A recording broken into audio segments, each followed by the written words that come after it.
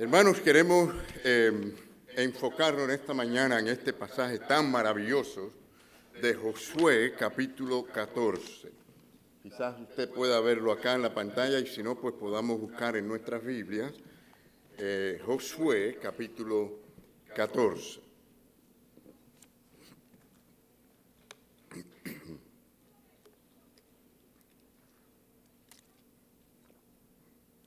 Miren, en muchos sentidos, la vida se puede comparar al escalar una montaña.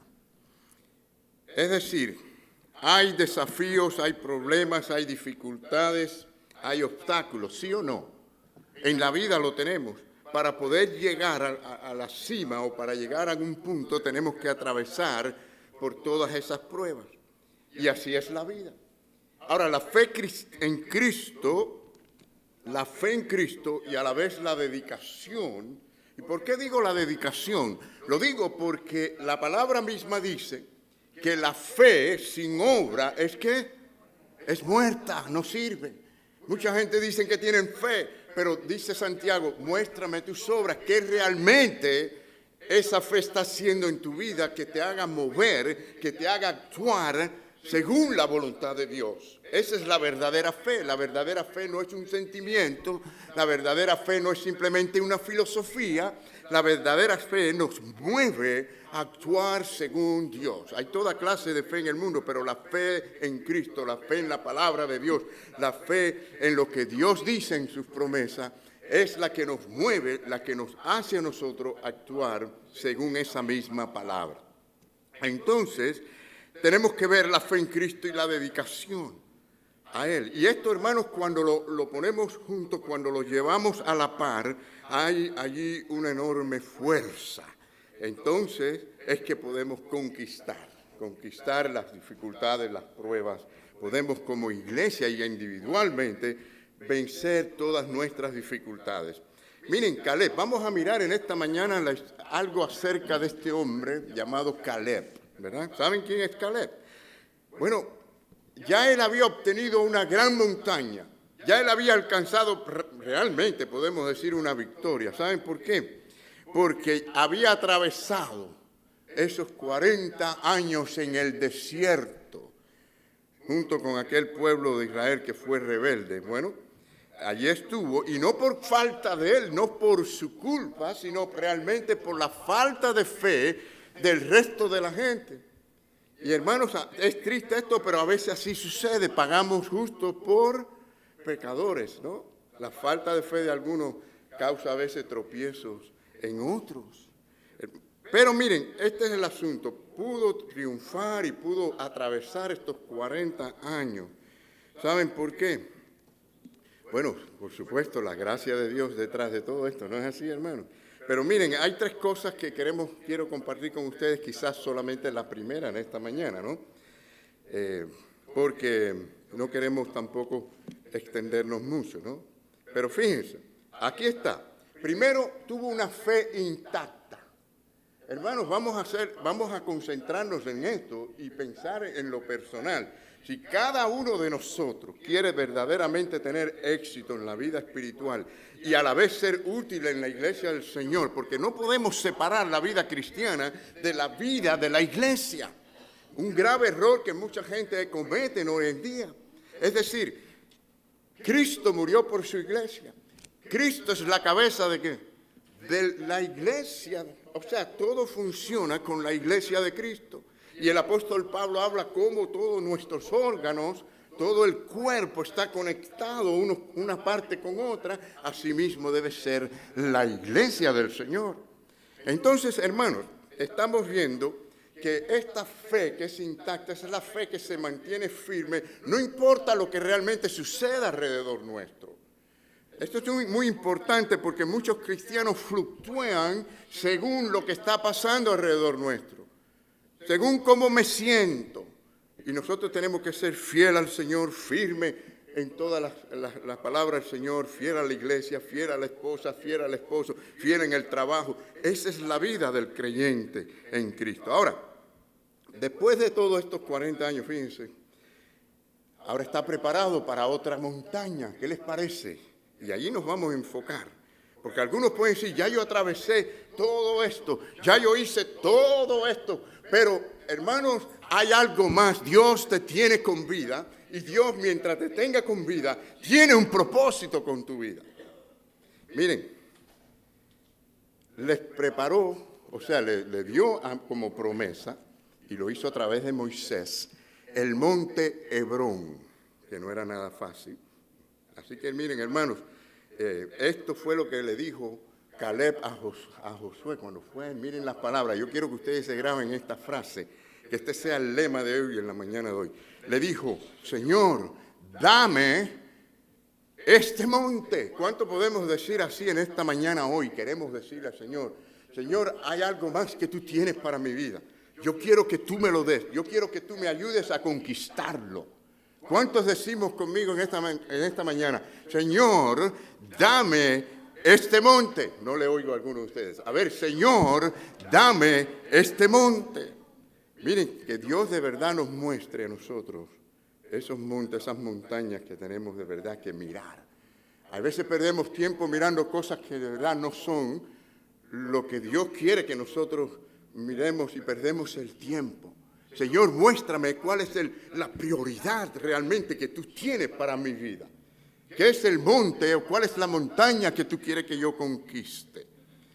Y bueno, al hacer esto, pues entonces decimos, Señor, ayúdame también congregacionalmente. Ayúdanos a nosotros como iglesia a ver estas dificultades que tengamos, estos retos que tengamos de crecimiento, de traer almas para Cristo. Señor, esta es una gran montaña que cruzar. Pero confiamos en tu poder y la vamos a cruzar. Hermanos, el primer punto es este, la fe intacta. La fe intacta. Unspoiled faith. Unspoiled faith, lo dije en inglés. El hermano Carlos me miró raro, como que dije una palabra en lengua, ¿no? Habla en lengua. Miren, la escritura de hoy nos muestra a nosotros a Caleb, recordándole a Josué que hacía 45 años Moisés ustedes recordarán, ¿no? Mandó a Josué y a Caleb y a otros 10 más como espías. ¿Recuerdan eso? Eran los 2 espías. ¿Cuántos recuerdan la historia esta? Una historia maravillosa. Los envió ¿cómo se dice? A inspeccionar la tierra, ¿no? Y traer el informe antes de proceder y conquistarla. Esto era una costumbre en todo este tipo de batallas y guerras. Entonces, al regresar de los 12 espías, ¿quiénes fueron los que trajeron un mensaje de fe y de positivismo? Josué y Caleb, los únicos 2. Ellos tuvieron fe simplemente en la promesa de Dios de que ellos podían conquistarlo, no importa las circunstancias. Es decir, bueno, ustedes conocen ya el resto de la historia, ¿no? Los otros 10 que vinieron y dijeron un mensaje pesimista. Fueron negativos.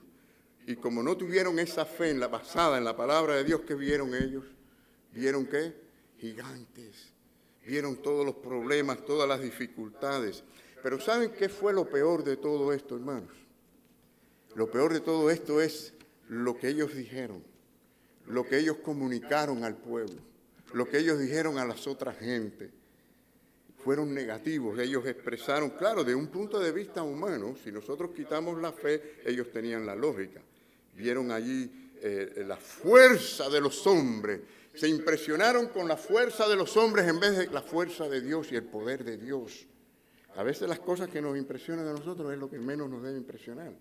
Debemos estar más impresionados con la palabra de Dios, con el poder de Dios, con las promesas de Dios, ¿no? Pero esto fue lo peor, que ellos llevaron este negativismo, ¿no?, hacia las demás gente. Hermanos, lamentablemente, el pesimismo trabaja, ¿sí o no? La influencia negativa trabaja, lamentablemente. Es más, la mentira y el engaño también trabajan muy bien. Es decir, mientras más usted diga una mentira, más la gente se la cree, ¿sí o no?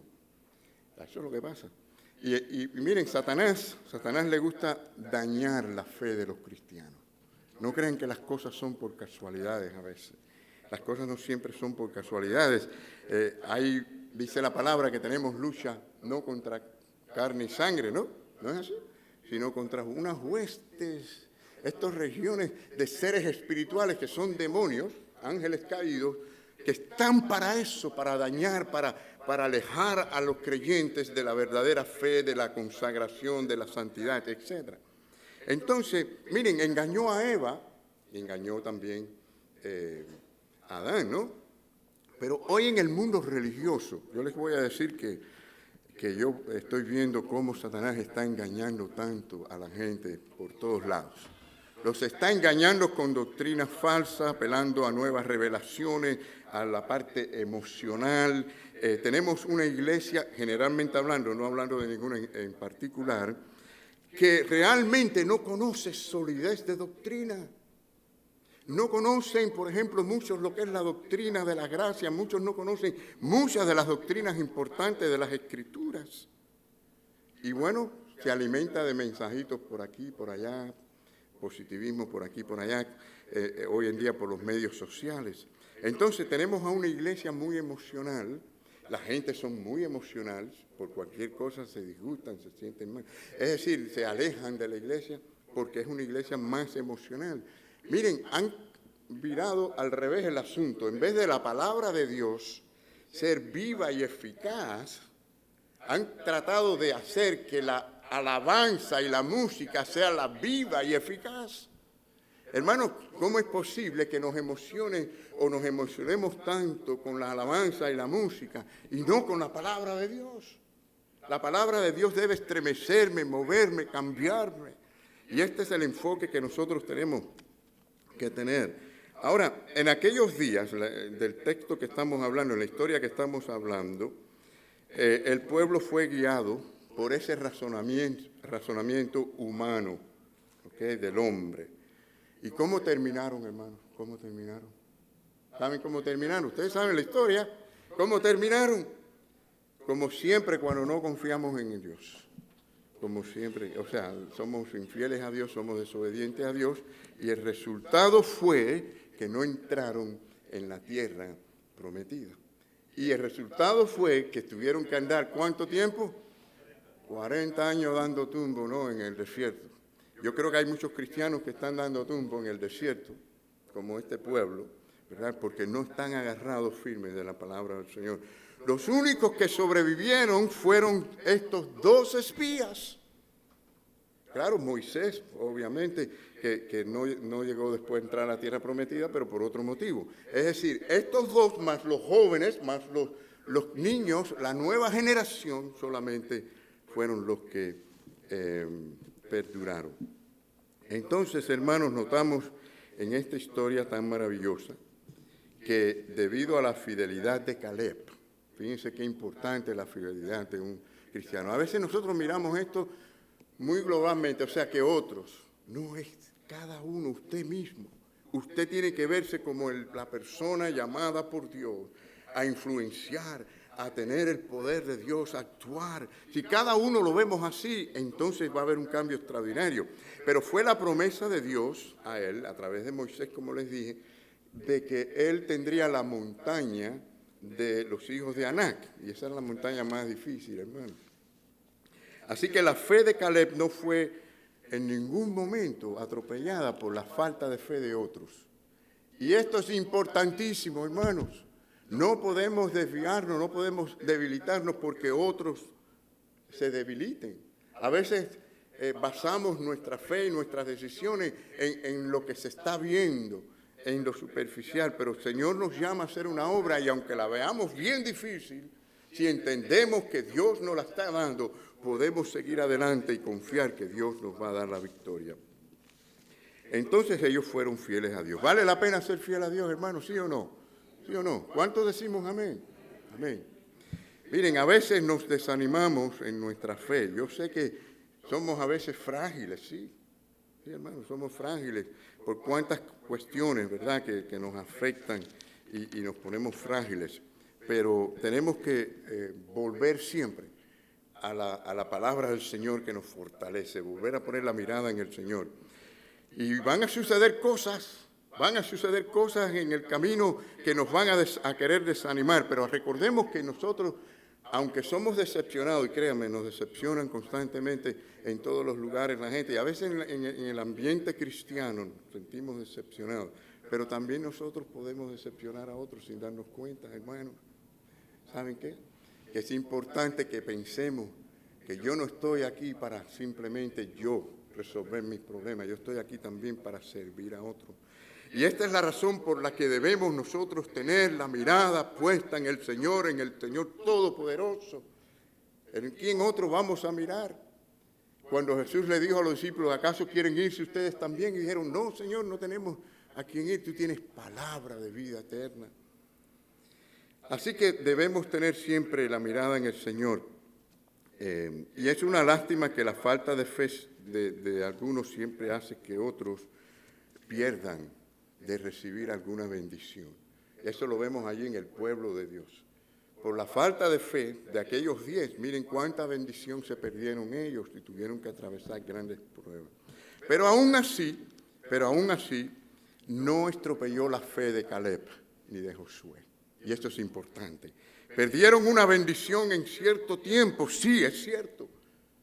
Y quizás usted ha perdido una bendición en cierto tiempo, pero su fidelidad al Señor, su compromiso con el Señor, le va a dar la bendición que usted necesita. Ahora, noten cómo Caleb dijo, de nuevo, dice en el pasaje quizás más básico, ¿no? Josué 14:12 dice, quizás Jehová estará conmigo. Claro, él dice quizás porque él está viendo que el pueblo no fue fiel a Dios, ¿no? Y ya él había pagado consecuencias de eso. Pero él aprende muy pronto que Dios estaba con él, que no lo había abandonado. Y qué bueno saber esto, que Dios está con nosotros, ¿no, hermanos? Si Dios es conmigo, entonces ¿quién contra mí? No dice la palabra así.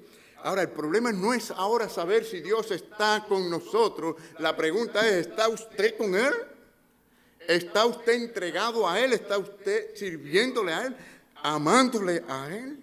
Esa es la gran pregunta que tenemos que hacer en esta mañana. Así que yo quiero mostrarle algunos pasajes bíblicos donde muestran esta promesa de Dios, hermano, para que nos sintamos fortalecidos. Miren conmigo el Salmo 18, 32 al 33.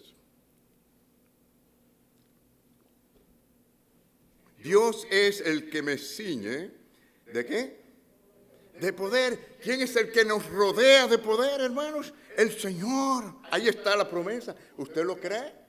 ¿Usted lo cree? ¿Cuántos dicen amén a su palabra? Miren, y quien hace perfecto mi camino. Quiero decirle que esto habla de madurez, de santidad. Quien me santifica es Él.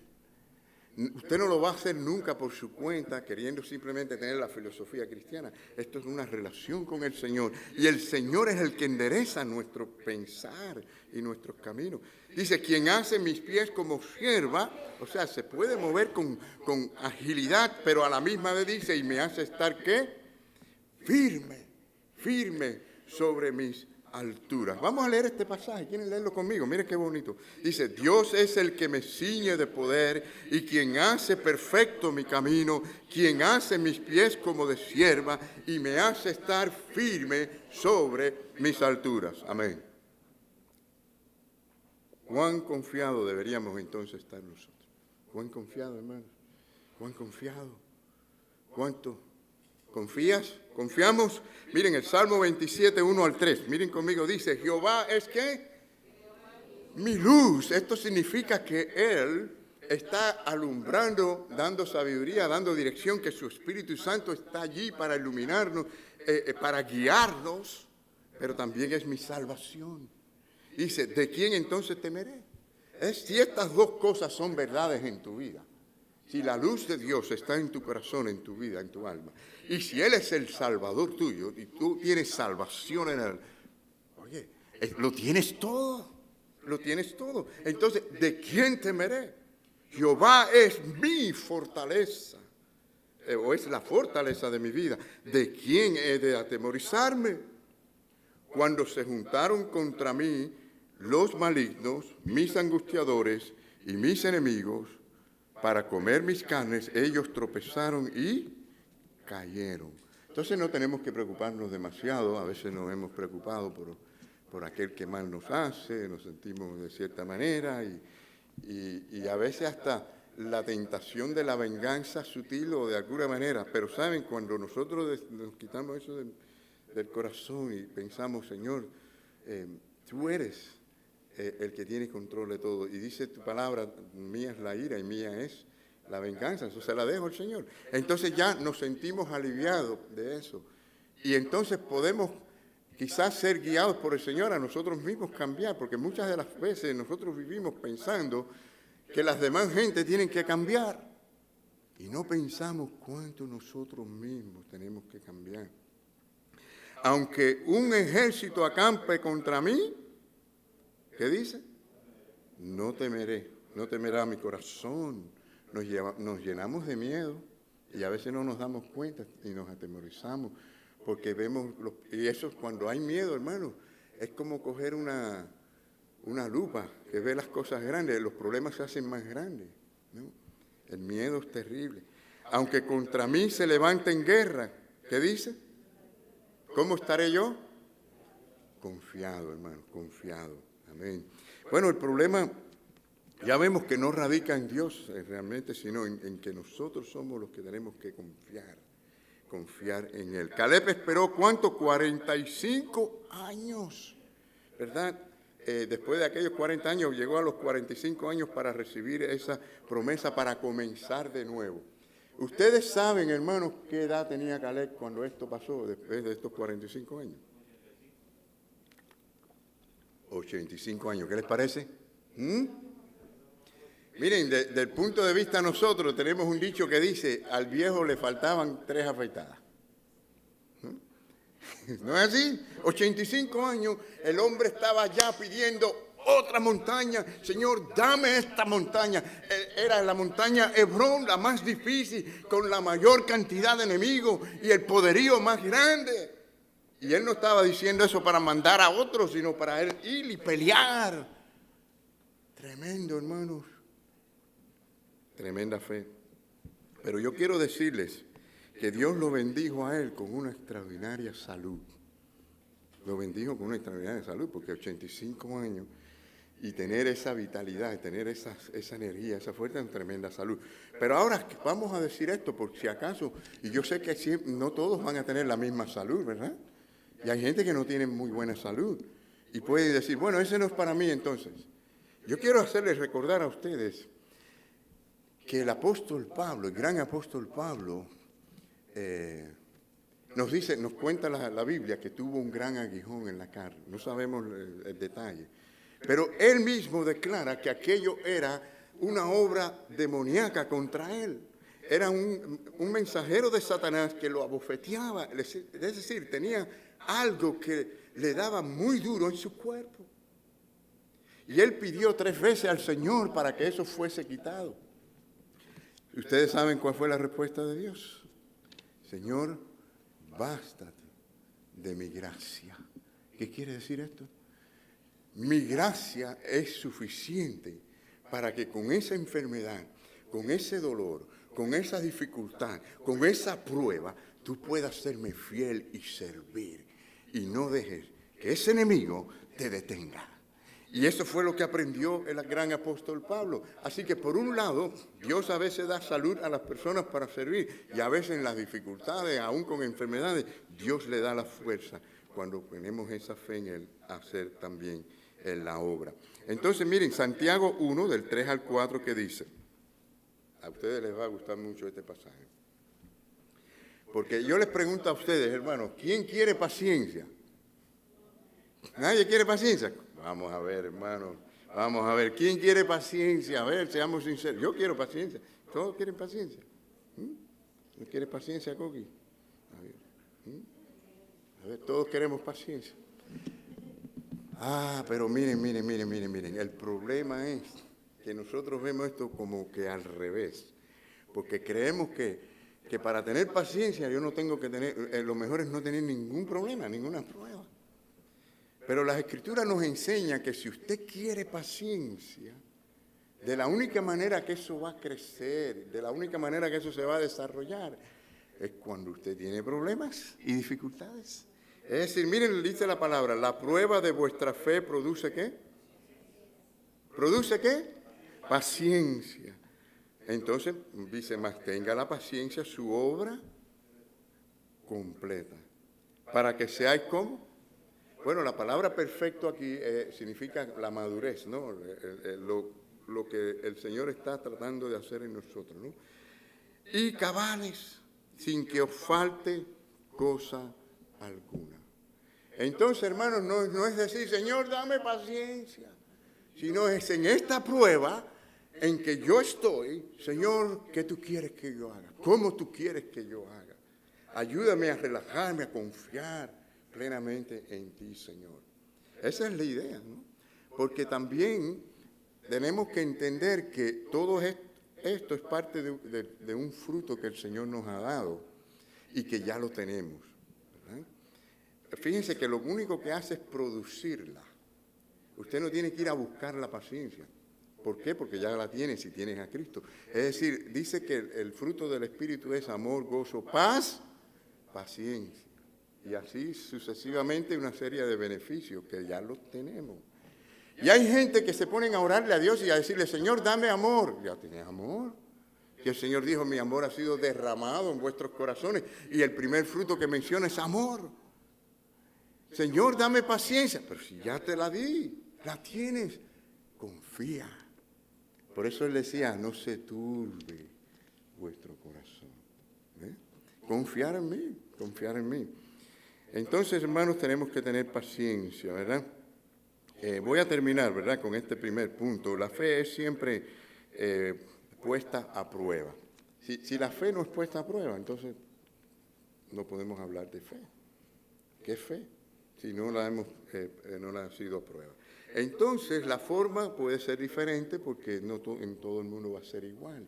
Pero recuerden esto, Dios nunca nos va a dar más de lo que nosotros podemos resistir. Esto es una promesa. No tendrás una prueba más allá de la que tú puedas resistir. Pero la fe es la misma, es fuerte en el Señor y es en las promesas de Dios. Es decir, dependemos, confiamos en el Señor. Hermanos, para terminar, el segundo punto y tercer punto lo dejamos para la semana que viene. Pero miren, el asunto es que nosotros aquí delante de Dios hagamos o tomemos decisiones delante del Señor. Si el Señor nos llama a tener una fe intacta, una fe firme, yo sé que esto envuelve muchas cosas y podemos hablar por mucho tiempo acerca de lo que es la fe, ¿no? Pero la pregunta es, ¿cuántos queremos venir en esta mañana a una reconciliación o a una, vamos a decir, a una entrega mayor para aquellos que ya están entregados y sirviendo al Señor? Otros para venir en arrepentimiento y decir, Señor, yo quiero tener esa fe de Caleb. Y que a pesar de las pruebas y a pesar de todas las cosas que estén alrededor que puedan afectar mi vida o que están afectando mi vida, Señor, yo te pueda ser fiel, yo te pueda servir, yo te pueda amar, yo pueda ser útil para ayudar a otras personas, para tener una influencia en otras personas, que ellos vean esta fe en mí y se fortalezcan. Saben que mucha gente al ver a Caleb tuvieron que haber seguido cuando él entró a conquistar a Hebrón y siguieron, porque vieron a un hombre con una fe extraordinaria. Es decir, pensemos en esto en esta mañana. ¿Cuántos queremos tomar esta decisión? Es decir, yo quiero hacer este llamamiento, hermanos. Si alguien en esta mañana siente en su corazón el deseo de venir al Señor así, decir, Señor, ayúdame en esto. Ayúdame en estas dificultades, yo quiero vencer estas pruebas, pero ayúdame también a no solamente enfocarme en mis problemas, ayúdame también a ver la iglesia como una unidad que somos y a ver las dificultades por las que la iglesia está pasando. Señor, a conquistar esta comunidad para Cristo. Ayúdame a ser parte de esta gran obra. ¿Cuántos en esta mañana quieren tomar esta decisión? Dios te bendiga, hermano. Vamos a ponernos en pie, porque son muchos levantando la mano. Los que tomen esta decisión, pónganse en pie, en el nombre del Señor. Amén. Gloria a Dios. Gloria al Señor, gloria al Señor, gloria al Señor, gloria al Señor. yo me pongo aquí con ustedes, porque de corazón les digo, hermanos, he sentido un gran pesar en cuanto a la obra que hay que hacer aquí, en este lugar. Hay mucho por hacer, hermano. Hay mucho por hacer. Miren, nuestra iglesia ha pasado por pruebas difíciles. Y también, bueno, todas las iglesias pasan por pruebas difíciles, pero hemos tenido unos años en que muchas personas mayores ya están con el Señor, pero en gran manera, en grandes números. Yo me puse a mirar la lista y ha sido algo que estuviera la iglesia llena en este momento. Pero ahí le sumamos también las muchas otras gente que se han ido para otros estados, para otros pueblos, otros lugares, se han mudado, etc. Y hermanos, y ahí sumamos también la dificultad que tenemos contra toda esta ola carismática, que nos hace difícil que otros cristianos que ya vienen acostumbrados a esos medios de alabanza, que se adapten a estas formas. Estamos viendo una cantidad de aplausos, estamos viendo una cantidad de bailes, estamos viendo una cantidad de alabanza tan, diría yo, tan movida y tan alta que jamás se ha visto en la historia. Y yo encuentro que esto es un poco confuso en cuanto a la forma en que Dios quiere que nosotros crezcamos. La gente está creyendo que ahí está la llenura y están allí buscando llenarse el vacío que tienen con eso. Cuando no existía nada de eso, hermanos, la gente se llenaban con la palabra de Dios. Nos llamaban el pueblo del libro. Ahora eso no se escucha más. Señor, que la palabra de Dios nos emocione, que nos haga llorar, que nos haga sentir dónde estoy yo espiritualmente, lo que yo necesito, y que nos haga desear cambiar. Amén.